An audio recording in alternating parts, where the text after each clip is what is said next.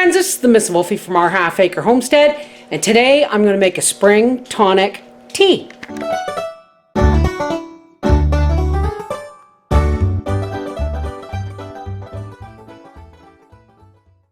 Alright, I went out and raked out my flower beds.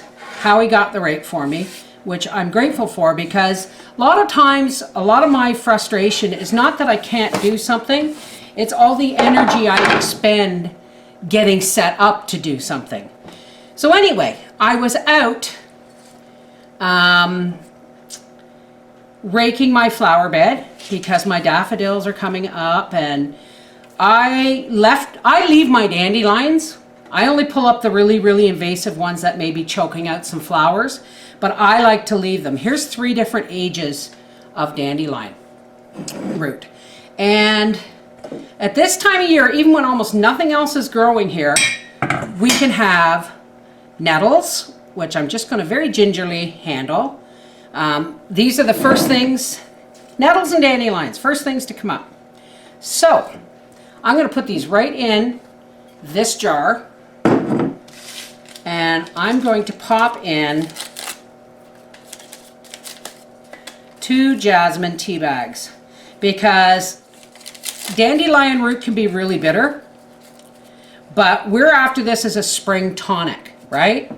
So we've got jasmine, stinging nettle, and now I'm going to just roughly cut these up. I'm going to cut off the nastier parts of the greens. They don't look great, but it's because they've been pulled up and then washed.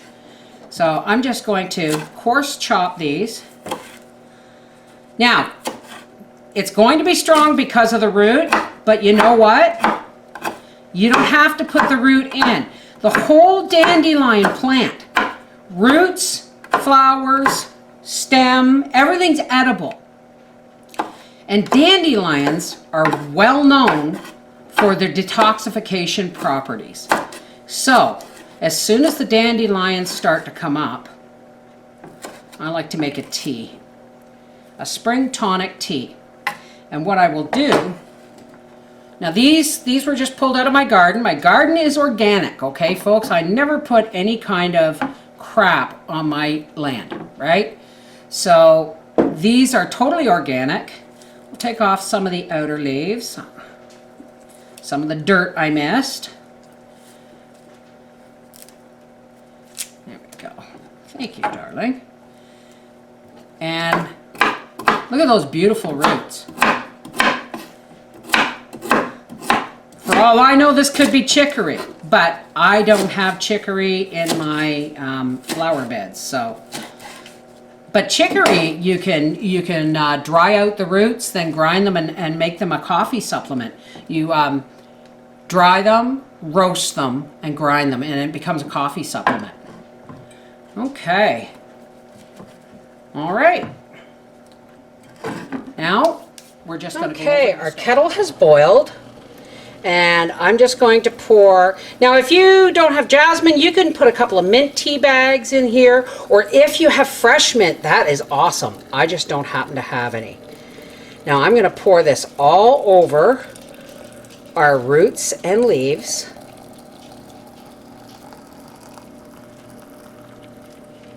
And we're just going to let that steep for about 5 minutes.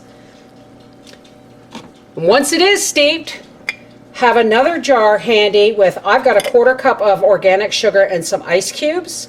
You can use honey. I'm down to my last 3 pints of our homestead honey from 2012, so I'm hanging on to that. All right, we'll be back in about 5 minutes. Now this is still quite hot, but using a pot holder and my lovely glove, I'm just going to strain this. And by the way, folks, people think that it's the spines on stinging nettles that makes them sting you. It's not. It's the juice of the spines. When you touch them, the bark of the tiny spines come off and they give off a histamine. But once they're cooked, they're totally edible as a green. Totally edible as a green. And those look delicious. So I'm going to make myself a tea and I'll meet you at the table. Okay, here I have the strained, some strained stinging nettle and dandelion leaves. And they're not hot enough to melt my butter. I'm just gonna put my butter on there. A little bit of salt and pepper. You season it however you want. You could saute this in some bacon fat, but you know what? Let's start with the tea. Oh, that's nice. It's delicate. It's not bitter because we strained it after steeping only 5 minutes, plus we put jasmine tea bags in there. If you have mint in your garden, I would encourage you to add mint or a mint tea bag, which I have some in the cupboard. So, wow, that's quite refreshing. Okay, spring, because you can eat these all year round, but they're the sweetest in the spring. So let's try some steeped stinging nettle and dandelion.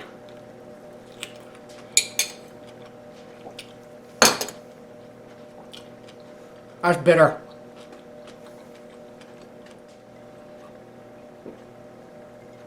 It's quite bitter, but not bitter, right? So, do you want it, Gracie? This is, you know, but just the tea alone is a really good spring tonic to help detoxify your body, okay? Look at this. Somebody's got her head on my lap. Do you want some spring greens? She hated it.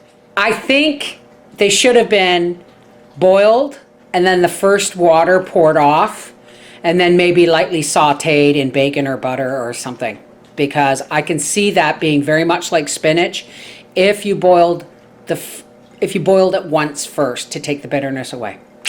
Spring tonic, here's to you. Take care, God bless. I got to get back out into the garden.